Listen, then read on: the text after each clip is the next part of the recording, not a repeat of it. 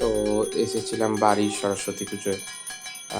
এসেই পুষ্পাঞ্জলি দিয়ে আমি অ্যাকচুয়ালি মেডিকেল ক্যাম্প থেকে ফিরেছি। জাস্ট দেন পুষ্পাঞ্জলি দিয়ে তারপর আরতি দেখতে বসছিলাম। অনেকে এসেছিল, আমার আমার দিদিমা এসেছিল, এখানে আমার ভাই আছে, পেছনে প্রতিবেশী ছেলে রিক, মা বাবা এসেছিলেন। জাস্ট তারপর মা বাবা তো ছিলই ঘরে। তারপর উনি হচ্ছেন ওই ছোটো ছেলেটির বাবা, রিকের বাবা। তারপর এই যে আমার দিদিমা একটা অদ্ভুত একটা জ্যাকেট পরে আছে। তারপর আমাদের আরতি শেষ হলো, ভাব নেওয়া হলো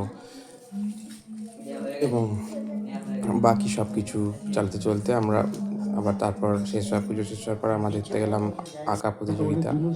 ভাইও আঁকতে গেছিলো, প্রচুর স্টুডেন্টস আঁকছিল। চেষ্টা করিনি অ্যাকচুয়ালি ওদের কাছে গিয়ে আঁকাগুলো তুলতে, কারণ হয়তো ওদের একটু সমস্যা হতো, যে মানে কনসেন্ট্রেশনে একটু ঘাটতি পড়তো, ডেভিয়েট করে যেত। এই জন্য ওদের সামনে গিয়ে তুলিনি। এই সামনে ছেলেটা খুব ভালো আঁকছিল, শিবের দুই মুখ এরকম একটা কিছু একটা সাবজেক্ট ছিল, ভাইয়েরও ছিল। এই যে খুব সুন্দর হয়েছে। মা, কেমন হয়েছে ওটা? অনেক কম সময় রেডি করেছিল, তা ঠিকই আছে, অসুবিধা কিছু নেই, আরো ভালো হতো। ছাগলের কি মজা জানা, একদিন তার ছাতের পরে ছাদ কোথা, হ্যাঁ দিনের ঘরে, বাগানের এক উড়ে মালি, মালি নয় তো মেহের আলি, মনের সাজে গাইছে গোলাপ, বেহাগ তো নয় বসন্তরা, খাও না বাবু ঘেঁচা ঘেঁচি, আচ্ছা বলো চুপ করেছি। এমন সময় বিছনা ছেড়ে হঠাৎ মামা আসলো ফেরে, ধরলো সে তার জুতির গোড়া, কোথায় জুতি কাঁপছে ভরা, হোক না দেখো তোরটা ঠিকই, লক্ষ্মী ছাড়া বুকু ঢেকি, ধরবো থেকে টুকি করে, পিঠ তোমার বন্ধু ধরে, কথার উপর কেবল কথা,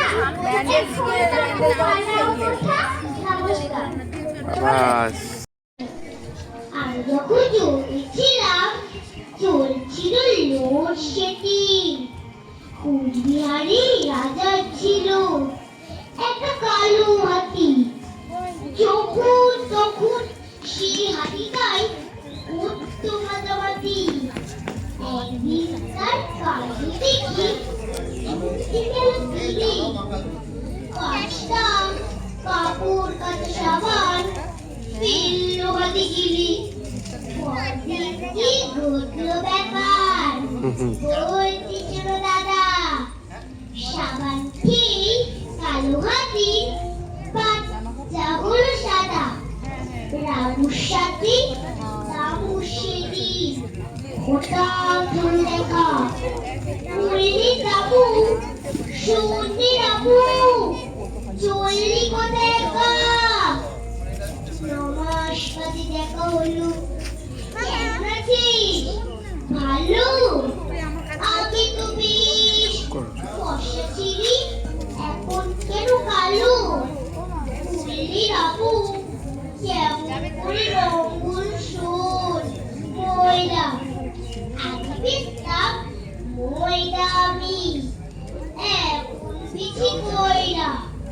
সেদিন ধরি ধরলে মোদা, বলতো ভেবে হাদা, রাখছে গুলো ফুলগুলো সব কিভাবে সাদা, ধরলে হাদা হায় গাদা, এটা সবাই জানে, অবাক হয়ে তাকিয়ে কেন থাকিস আমার বাড়ি,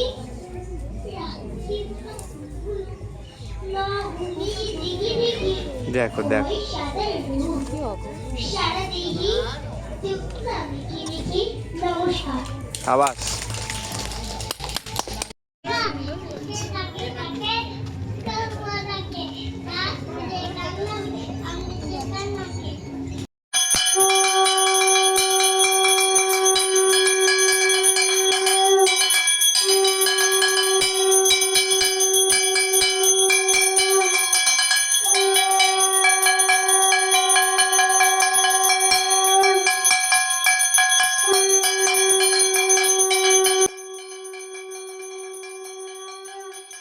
এই বছরের মতো সরস্বতী পুজো শেষ হয়ে গেল, দধিকর্মা হলো।